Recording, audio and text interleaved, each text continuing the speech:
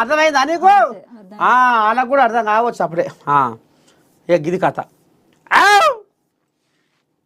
అమ్మో ఉత్తమ్ వెంకటరెడ్డి అసమర్థ మంత్రులు. ఓ అమ్మ, అయితే ఇప్పుడు ఉత్తమ్ కుమార్ రెడ్డి వెంకటరెడ్డి పని ఉత్తదేనా? ఈయన అంటుండు వరకు మనం ఎందుకు అనాలి? ఆయనే ప్రకటన చేసి ఎరికారా ఈ కోయిలాగ ఎవరో మోతాద్దా ఈ కోయిలాగ వాళ్ళ పదవులు ఉంటాయో ఊడతాయో, వాళ్ళ పదవులు ఉంటాయో ఊడతాయో ఎవరంటుర్రు? మాజీ మంత్రి జగదీష్ రెడ్డి. సరే, ఇప్పుడు మరి వీళ్ళు అసమర్థ మంత్రులు అంటుండు నల్గొండ. మరి ఈయన కాకన బుచ్చిస్తుండ్రు. మరి ఈ కాకన సంగతి ఏందో ఒక కోయిలాగా అడుగుదాం, ఏమంటుందో చూద్దాం.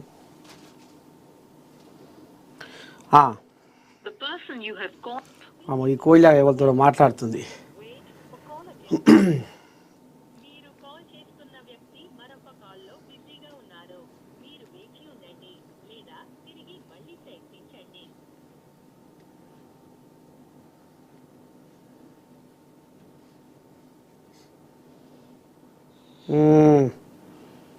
ఫోన్ చేస్తే పోరు బిజీ.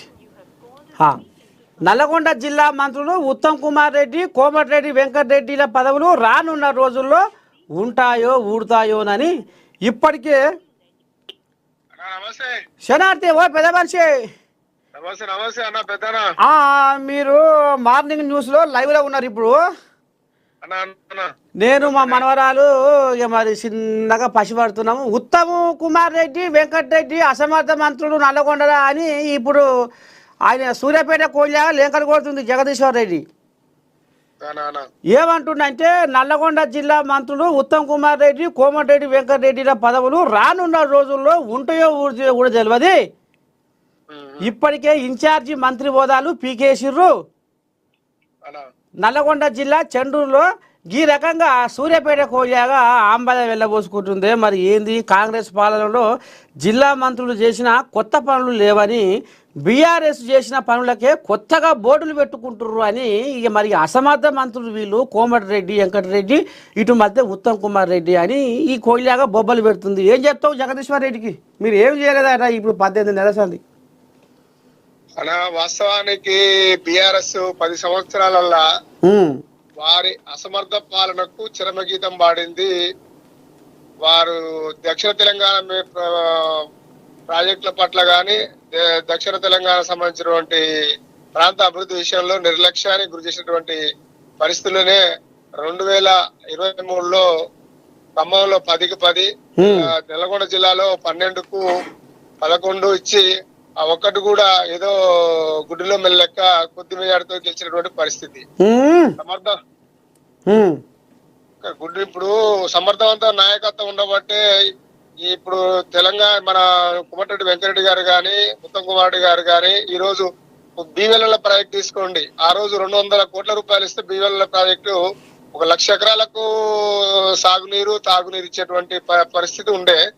అటువంటి ప్రాజెక్టు నిర్లక్ష్యానికి గురి చేసే పరిస్థితిలో ఈ 1.5 year లో ఒక సమర్థవంతమైన నాయకత్వం కోమటిరెడ్డి వెంకటరెడ్డి గారి ద్వారా ఈ రోజు రైతులకు దగ్గర ఇప్పటికి ల్యాండ్ ఎక్వేషన్ ప్రాజెక్టు నీళ్లు తీసుకొచ్చి ప్రాజెక్టు ప్రారంభించి 40,000 ఎకరాలు దాదాపు ఇప్పుడు సాగునీరు అందిస్తున్న పరిస్థితి. మిగతాది కూడా త్వరలో మిగతా 60,000 ఎకరాలకు కూడా డిస్ట్రిబ్యూటర్ల ద్వారా చేసి ల్యాండ్ ఎక్వేషన్ తోటి దాన్ని కూడా మొత్తం కంప్లీట్ చేసేటువంటి పరిస్థితి. మరి సమర్థ నాయకత్వం ఉండబట్టేగా ఇది అయింది. ధైర్యం ఉంటే బీవెల్ల ప్రాజెక్ట్ ఈ రోజు సాగునీరు సంబంధించి ఎక్కడ జరుగుతుందా లేదా చూద్దాం రండి. వాస్తవం కాదా? ఉత్తమ్ కుమార్ రెడ్డి గారు కూడా ఇలా తెలంగాణ రాష్ట్రంలో ఈ రోజు సన్న బియ్యం పేద ప్రజలకు మీరు 10 సంవత్సరాలు చేయనటువంటి పనిని సన్న బియ్యం ద్వారా ఉత్తమ్ కుమార్ రెడ్డి గారు సివిల్ సప్లై మినిస్టర్ గా ఘనత ఈ తెలంగాణ రాష్ట్రంలో మరి పేద ప్రజలకు సన్న బియ్యం తినేటువంటి అవకాశాన్ని కల్పించిందా లేదా ఒకసారి ఆత్మవిమర్శ చేసుకోమండి. ప్రతిరోజు నిన్ననే కోమటిరెడ్డి వెంకటరెడ్డి గారు రోడ్లను కూడా ఆరంభి తన శాఖ సంబంధించి రివ్యూ నిర్వహించి 1,000 కోట్ల రూపాయలతోటి రేపు అభివృద్ధికి సంబంధించి మౌలిక వసతులకు సంబంధించి కూడా ప్రజలకు అందించాలన్న సంకల్పంతో కూడా పనిచేస్తారు కదా. సంబంధించి నిన్న దాన్ని కూడా ఆగస్టులో టెండర్ పిలిచి దాన్ని ప్రారంభం చేస్తాను చెప్పడం జరిగింది కదా. ఊరక మరి ఈ కోయిల ఇట్లా అంటది మరి ఈ రకంగా ఫోన్ వెళ్తుంది. కోమటిరెడ్డి వెంకటరెడ్డి బ్రదర్స్ ఇక మరి జిల్లాకు తెచ్చింది ఏమి లేదు, అంత ఉత్తపూరే. ఇంతవరకు ఒక రోడ్డు కూడా పట్టుకురాలే. వాళ్ళు నిన్న వాళ్ళ కనికే కనపడతలేరు. ఇప్పుడు 15-20 రోజులు ఉంటుంది. ఇప్పుడు ధృతరాష్ట్రుడి పాత్ర బీఆర్ఎస్ పార్టీ నాయకులు వాళ్ళు ధృతరాష్ట్రుడి పాత్ర పోషించుకుంటూ కనపడుతుంది అంటే వాళ్ళ అజ్ఞానం తప్ప ఏం లేదు. అంతేనా? కూడా ప్రజల మధ్య ఉన్నటువంటి నాయకులు కోమటిరెడ్డి బ్రదర్స్. రాజగోపాల్ రెడ్డి గారు ప్రతినిత్యం కూడా మునుగోడులో ప్రజలతో మమేకమై ప్రజలతో ప్రజా సమస్యల పరిష్కారంలో వారు చూపుతున్న చోర వాళ్ళకు అవపడతలేదా? కళ్ళకు గంతలు కట్టుకుర్రా? మీరు చూస్తున్నారు కదా, మునుగోడులో ప్రతిరోజు కూడా కోమటిరెడ్డి రాజగోపాల్ రెడ్డి గారు పొద్దున్నే 6:30 ప్రజల మధ్య నిత్యం వెళ్ళిపోతున్నారు కదా. వెంకటరెడ్డి గారు అభివృద్ధి విషయంలో కూడా ఈ రోజు ఎస్ఎల్బిసి విషయంలో కూడా ఎంత కదలిక వచ్చి ఈ రోజు ఎస్ఎల్బిసి దాన్ని పూర్తి చేయాలన్న సంకల్పంతో కదా ఈ రోజు వెంకటరెడ్డి గారు మరి ఉత్తమ్ కుమార్ గారు కూడా మంత్రులుగా దాన్ని రివ్యూ చేసి ముందు తీసుకున్న సందర్భం కాదా? ఈ అభివృద్ధి విషయంలో అన్ని విషయాల్లో ఇప్పుడు ఈ ఆర్థికంగా ఇబ్బందులు ఉన్నా సరే వాటిని అధిగమించేలా మూసీ సుందరీకరణ సంబంధించి కూడా ఈ రోజు తెలంగాణ రాష్ట్రం మన ఎక్కువ ఫ్లోరైడ్ బాధితున్నటువంటి ఈ జిల్లాని మరి మూసి కాలుష్యంతో ఇబ్బంది పడుతున్న పరిస్థితి దాన్ని మొత్తం కూడా సుందరీకరణ మొత్తం కూడా మళ్ళీ ప్రాజెక్టు మొత్తం కూడా మూసి మొత్తం కూడా ప్రక్షాళన చేసి ఒక రైతులకు మంచి సాగునీరు తాగునీరు అందించాలన్న సంకల్పంతో పనిచేస్తున్న సందర్భం కాదా? వాళ్ళకు పచ్చ కామర్లు వచ్చిన వాళ్ళకు లోకమంతా పచ్చగా అవపడ్డట్టు చేస్తున్న అభివృద్ధిని చూసి ఓరలేక ఒక విధమైనటువంటి ప్రెస్టేషన్ గురై ఏదో మాట్లాడదు తప్ప వాస్తవికంగా ఈ రోజు సమర్థవంత నాయకత్వం నల్లగొండ జిల్లాలో ఉండబట్టే కదా 11 సీట్లు వచ్చినాయి, 2 పార్లమెంట్ గెలిచినాయి. ఈ దేశం ఈ నల్లగొండ జిల్లాలో సమర్థవంతమైన కాంగ్రెస్ పార్టీ నాయకత్వం ఉంది. మాట్లాడేటోళ్లకు అర్థం లేని మాటలు మాట్లాడుకుంటూ ఒక విధమైనటువంటి ప్రెస్టేషన్ తో గురై మాట్లాడుకుంటూ అధికారం కోల్పోయి ఒక విధమైనటువంటి బాధతో మాట్లాడితే మనం ఏం చేయలేం. దాన్ని ఎక్కడి బాధే, వాళ్ళ పదవులు ఉంటాయో ఊడిపోతాయో, అసలు వాళ్ళు జాడపత్తలేరు, వాళ్ళు ఏం తీసుకొస్తలేరు, ఏం పట్టుకొస్తలేరు. వాళ్ళ పదవులు కూడా ఉంటాయో ఊడితాయో అన్నట్టుగా మరి గాలకం కూడా ఆంబాయ వెళ్ళబోసుకుంటుంది సూర్యాపేట కోయిలాగా. కాంగ్రెస్ పార్టీలో మీకు తెలియంది కాదు, ప్రజలందరికీ కూడా తెలుసు. ఇప్పుడు కోమటిరెడ్డి వెంకటరెడ్డి గారు తెలంగాణ కోసం త్యాగం చేసిన 10 త్యాగం చేసిన వ్యక్తి. తెలంగాణ సాధనలో వారి కృషిని మరవగలుగుతావా మీరు చెప్పండి?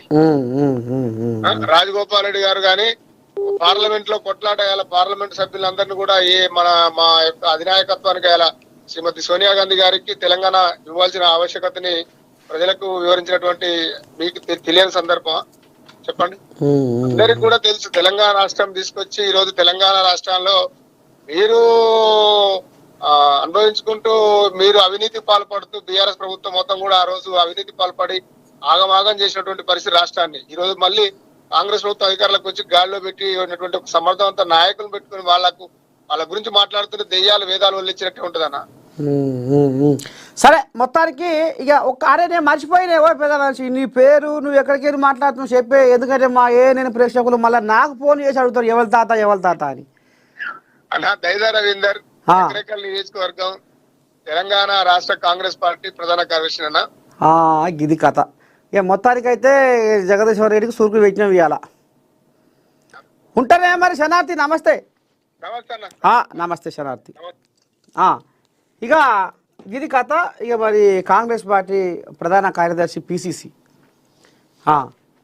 ప్రధాన కార్యదర్శి మరి దైదా